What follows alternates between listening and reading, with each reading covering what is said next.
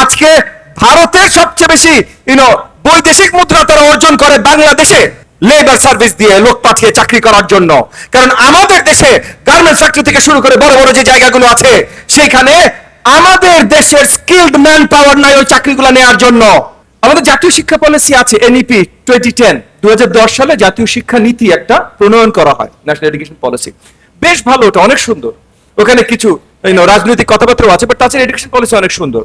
কিন্তু 2010 থেকে 2024 আমাদের শিক্ষা কি উন্নতি হয়েছে না অবনতি হয়েছে, এটা কিন্তু বড়ভাবে প্রশ্নবিদ্ধ। আমাকে যদি জিজ্ঞেস করেন আমি বলবো উন্নতি হয় নাই ভাই। তাহলে শুধু এডুকেশন পলিসির কাগজ দিয়ে তো লাভ হয় না, আসলে সেটা ফলো করতে পারতে হবে, বাস্তবায়ন করার কাজ করতে হবে, একটা ভিশন দরকার।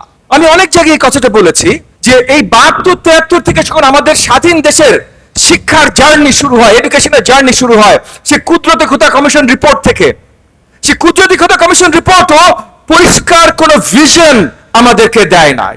এরপর জামিলুর রেজা কমিশন, বহুত কমিশন এসছে, আমাদের অন্তর্বর্তীকালীন সরকারও কমিশন করেছে, কিন্তু কোনো পরিষ্কার ভিশন আমাদেরকে দেয়নি।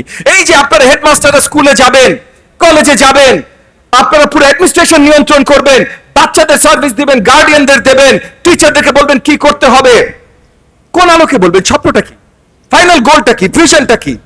এটা কি আপনাদেরকে দেওয়া হয়েছে? এত বছর ঠিকভাবে দেওয়া হয়নি। এই জায়গায় আমি আবার ধন্যবাদ জানাই আমাদের মাননীয় প্রধানমন্ত্রী জনাব তারেক রহমানকে। উনি পরিষ্কার ভিশন দিয়েছেন। 10 বছর শিক্ষা নিলে তার এই ক্যারিয়ার পাথটা পরিষ্কার থাকতে হবে, 12 বছর শিক্ষা নিলে ওই ক্যারিয়ার পাথটা পরিষ্কার থাকতে হবে। আজকে আমাদের দেশে এইচএসসি পাস করে যত ভালো জিপিএ পাক, বিশ্ববিদ্যালয়ের পরীক্ষায় উত্তীর্ণ হয় না, পাস করে না। তাই বিশ্ববিদ্যালয়গুলো আর কোনো উপায় না দেখে পরীক্ষা বন্ধ করে লটারি শুরু করতে হয়েছে। এটা হলো আমাদের শিক্ষার অবস্থা। আজকে ভারতের সবচেয়ে বেশি বৈদেশিক মুদ্রা তারা অর্জন করে বাংলাদেশে লেবার সার্ভিস দিয়ে, লোক পাঠিয়ে চাকরি করার জন্য। কারণ আমাদের দেশে গার্মেন্টস ফ্যাক্টরি থেকে শুরু করে বড় বড় যে জায়গাগুলো আছে সেখানে আমাদের দেশের স্কিলড ম্যান পাওয়ার নাই ওই চাকরিগুলো নেওয়ার জন্য। ভারতের চতুর্থ হাইয়েস্ট এক্সপেক্ট ইনকাম আসে বাংলাদেশ থেকে। আমাদের সন্তানদের আমরা চাকরি দিতে পারি না কেন? কারণ আমরা এডুকেশন সিস্টেম তৈরি করেছি কিন্তু কোনো ভিশন তৈরি করি নাই। এই এডুকেশন সিস্টেম আমাদেরকে কোথায় নিয়ে যাবে? তো জনাব তারেক রহমান আমাদেরকে ভিশন দিয়েছে, স্কিলস ক্যারিয়ার। ক্যারিয়ার পাথ যদি না দিতে পারো তাইলে তোমার এডুকেশন সিস্টেম ব্যর্থ।